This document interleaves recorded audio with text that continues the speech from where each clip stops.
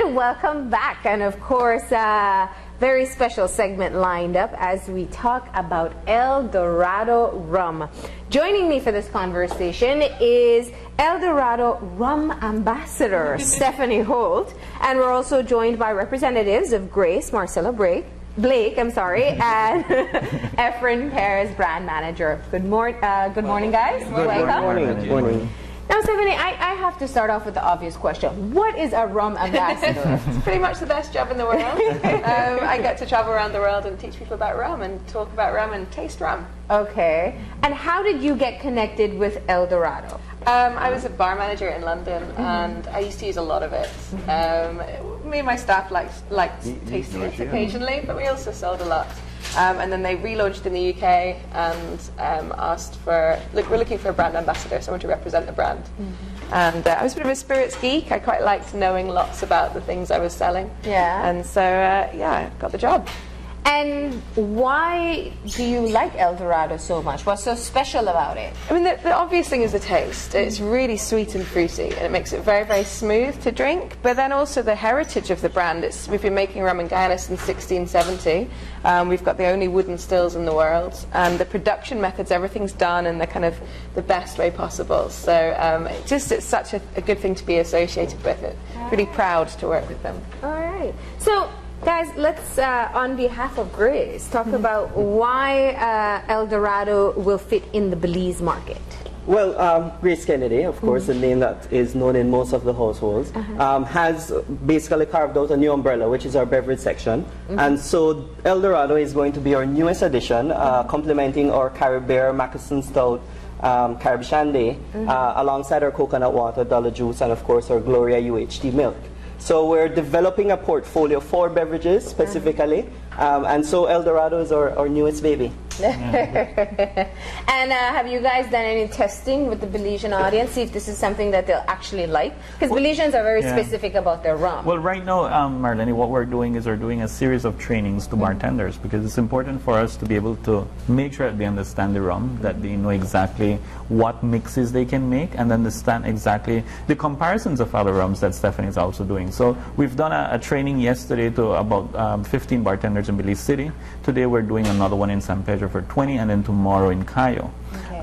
And the trainings are completely free for bartenders, so whomever is in those locations and want to participate, they can easily contact us for that. Today, for example, is at the Caprice Holiday.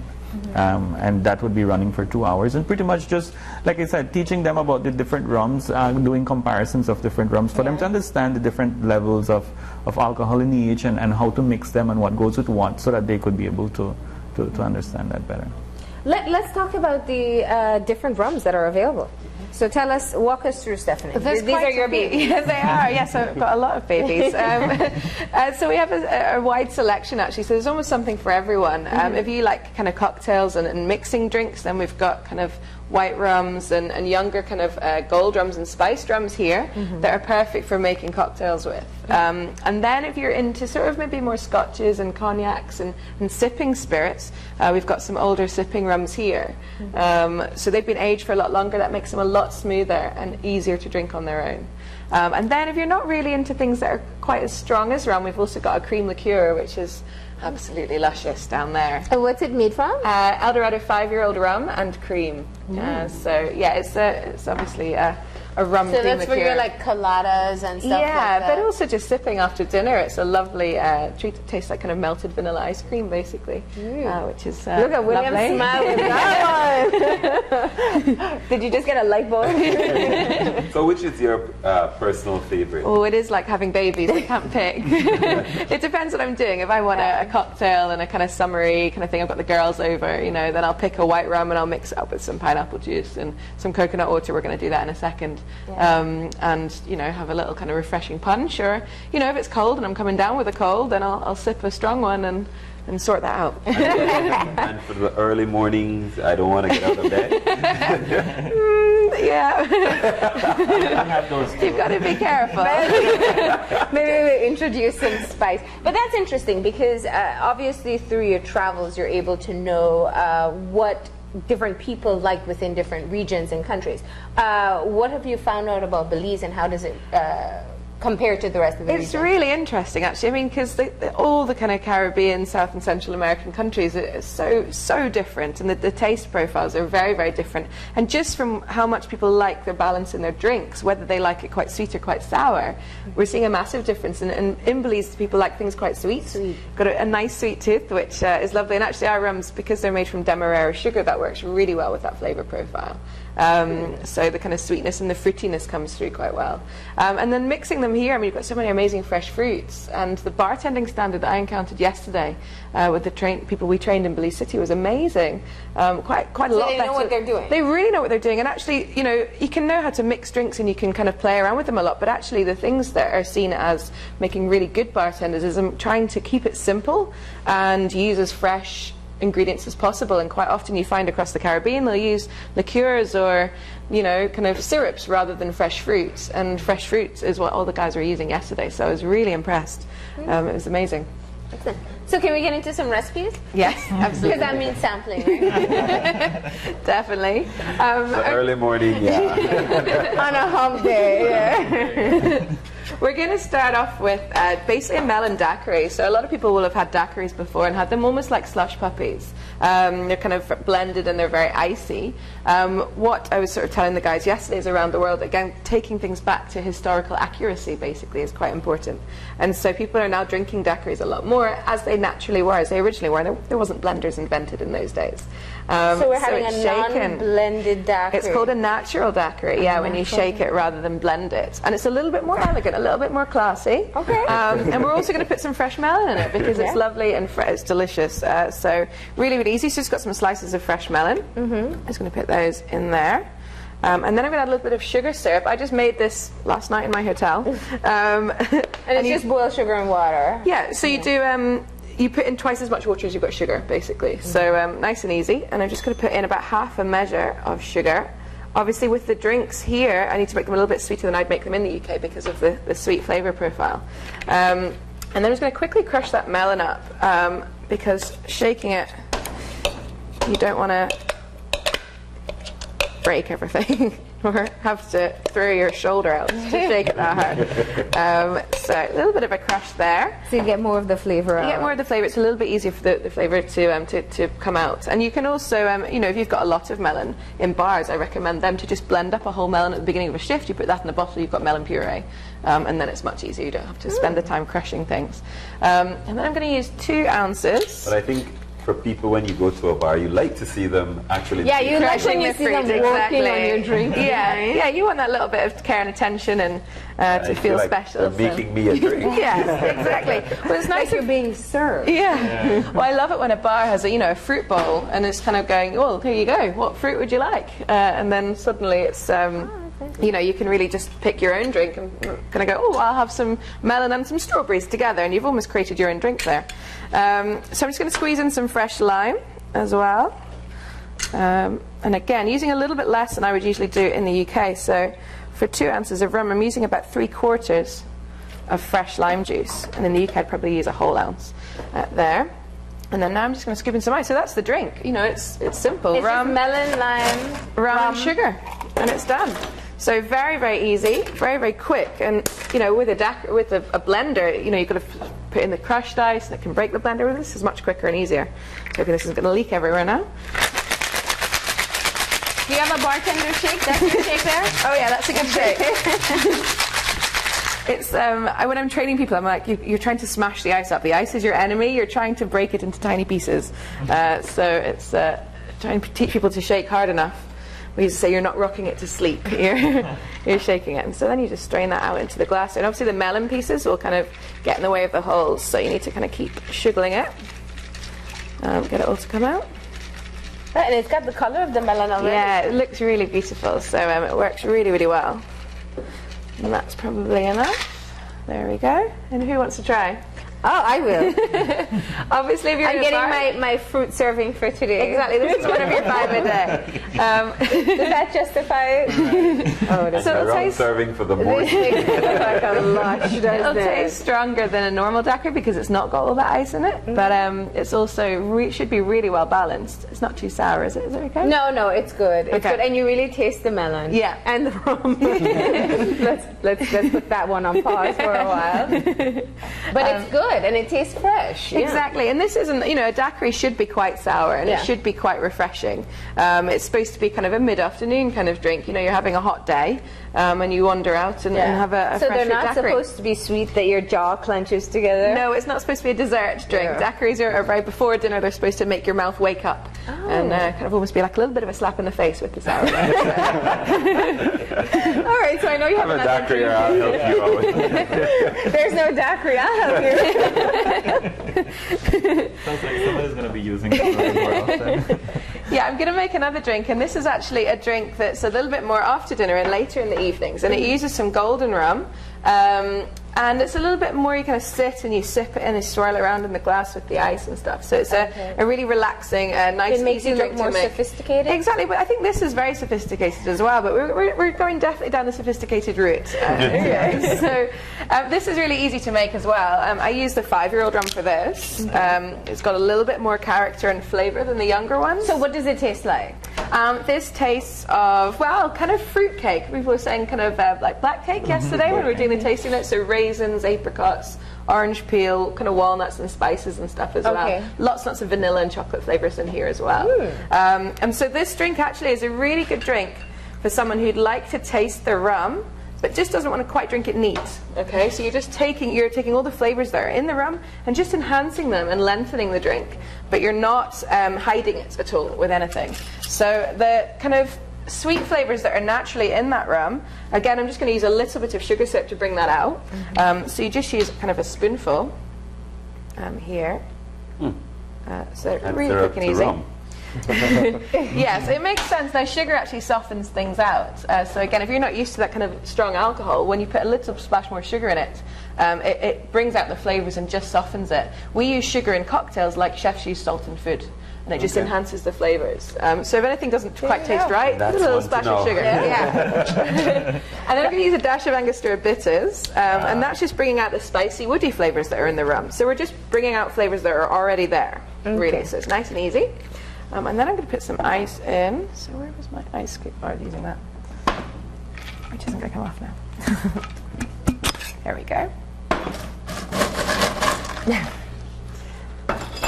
So just put some ice in there. And then now we're going to top this up just with a splash of apple juice.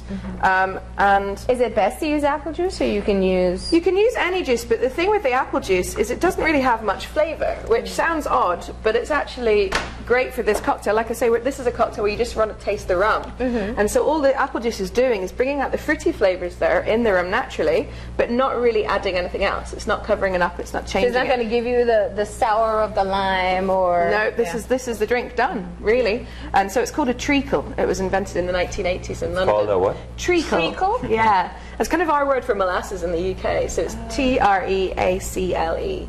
So treacle. And it kind of is based on the molassesy flavour you get from the rum and a little bit of apple. Almost tastes like apple pie.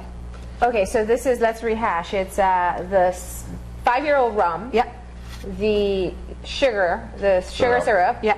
The bitters and the apple juice. That's it. Done. And And you ice. just tip it in the glass like that. So really quick and easy. And have a little splash of this one. You have to do Your delicious your face. contemplating face and having a sip of alcohol. The flavors are crazy. Yeah. So you're just tasting the rum. Crazy's good, right? It's going to be a bit much. Crazy is always good. Open your It eyes is. by now. It's really good. The flavor is like you don't expect, like it bursts in your mouth. Yeah. And it is just the rum you're tasting, and like I say, we've just enhanced the flavours that are already naturally in the rum, but made it easier to drink. So you're not drinking a neat spirit, you're drinking something with a mixer in it.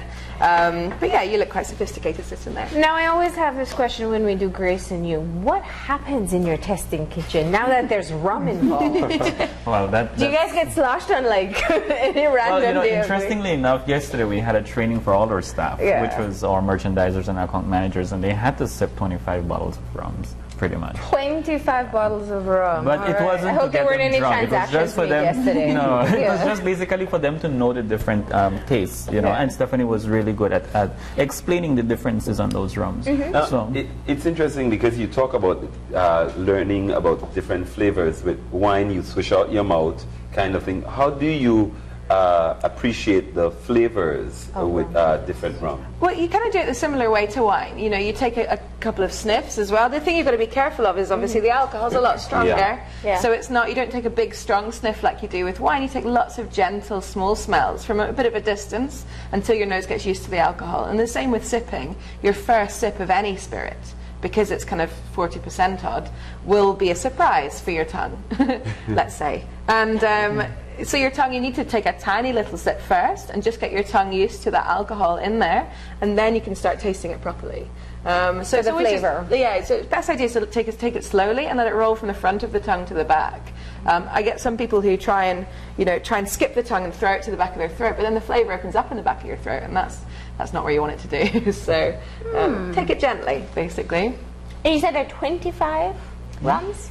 no, we sip 25 rums. Oh, Yeah. yeah. The trainings that we're doing, we're actually including a lot of other rums that are available here. Obviously got amazing local rums as well, Yeah. so we want to make sure that everyone understands the differences in flavour and understands the different styles. There's no such thing as rums being better or worse than each other. They're all just different types from different countries, and that's the thing I love about rum, is each different Caribbean country and actually wider countries have its own personality of rum, as well as the people have their own personality. And so it's almost like I say in Britain, you know, when people are drinking a rum, it's like you're travelling around the Caribbean, but don't have to get a plane. So you're trying lots of different types. You're encountering lots of Are different you talking cultures. about before or after?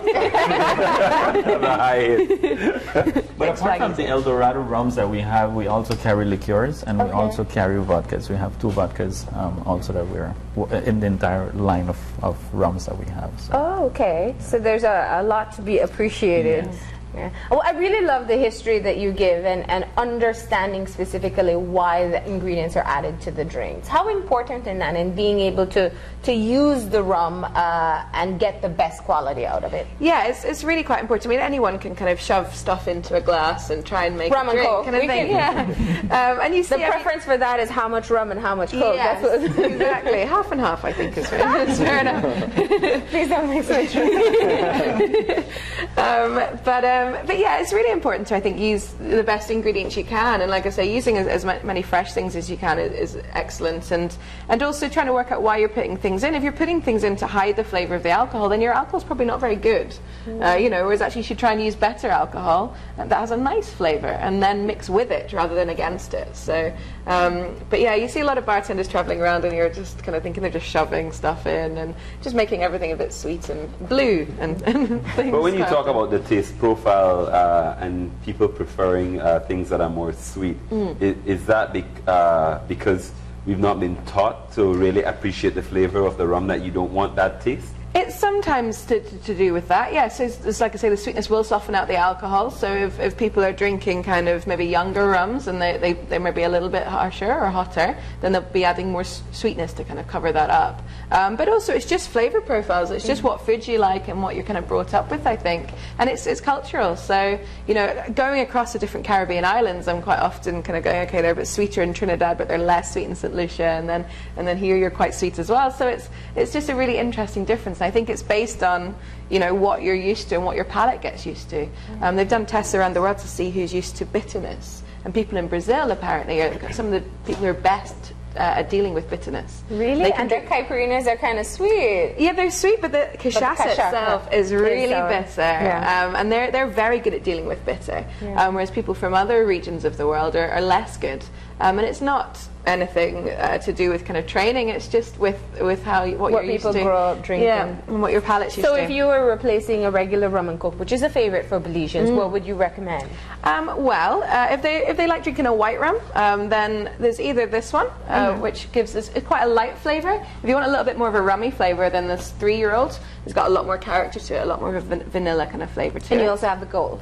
And then we also have the gold of, if you mix brown rums, it just depends on what you like drinking. This one's got a lot of flavour. flavor. It's absolutely amazing. It's 5-star rum. Generally, people associate the white rums with more alcohol content. Okay. I think. Okay, But I'm asking. no. No.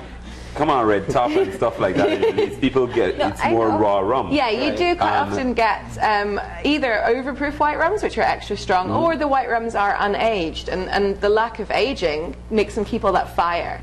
The aging, I usually joke that rum is like men; it gets smoother and richer as it gets older. So as you're aging things, Mr. Brown. That's what I'm glad. I think these drinks are kicking in. it's all What's the favorite at Grace Kennedy? Well, the favorite that we've had was the 15 yesterday. The majority of the staff. Which is the enjoyed 15? This one? right here, yeah. Okay. So it's actually been awarded that one the best rum in the world 7 times. Yeah. In the Wow. International Wine and Spirits competition. So it's the daddy of the group, definitely. And what does that taste like? It's a little bit more like a whiskey. It's a little bit smoky, a little bit spicy. It's super smooth because it's been aged from 15 to 20 years. So it's been sitting in that barrel for a long time.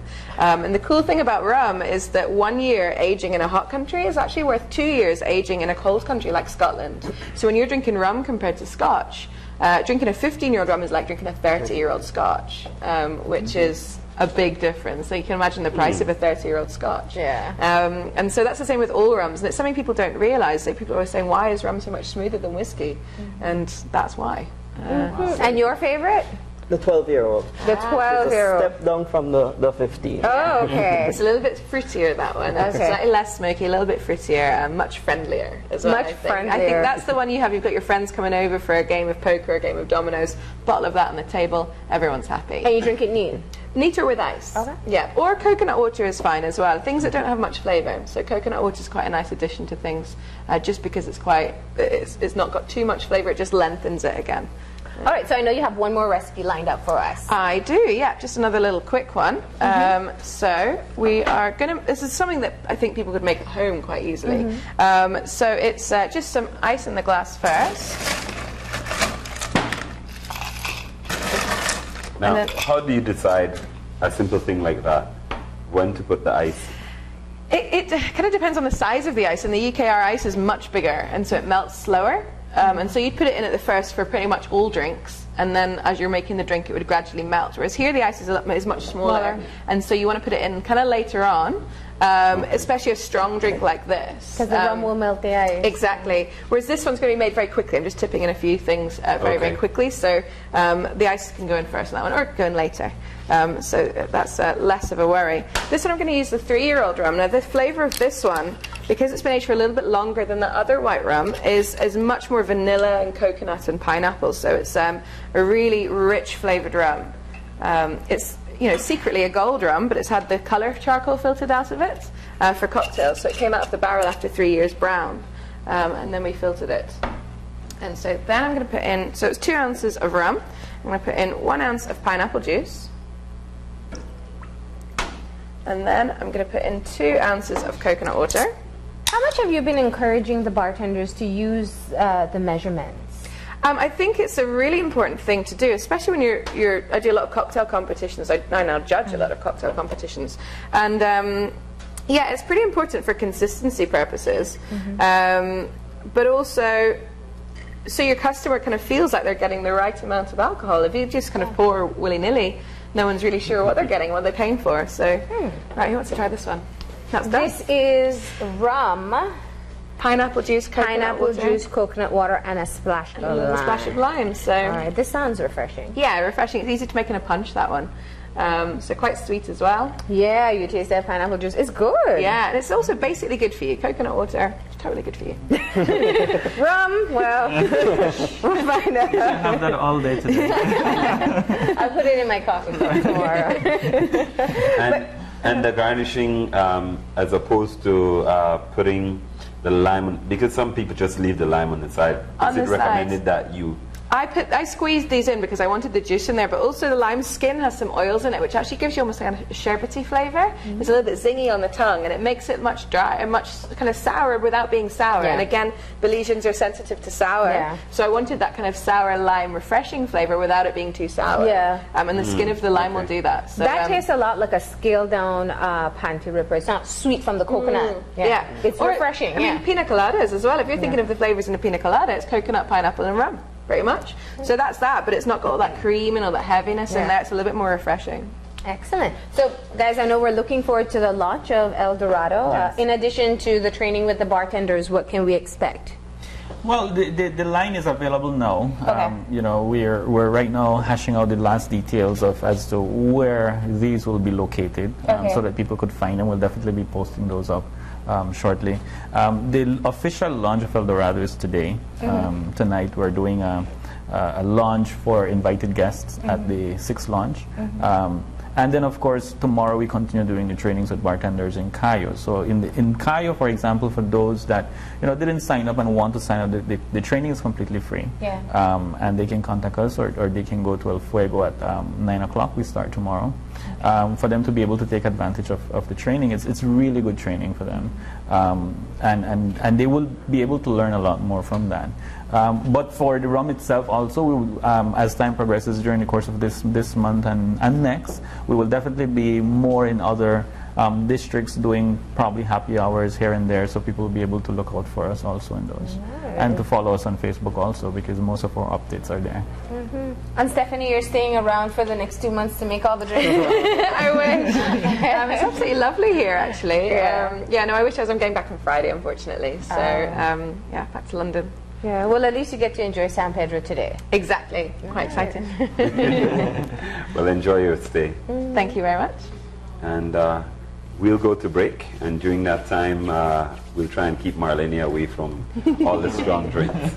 But, gotcha. We'll be right back to wrap after these messages.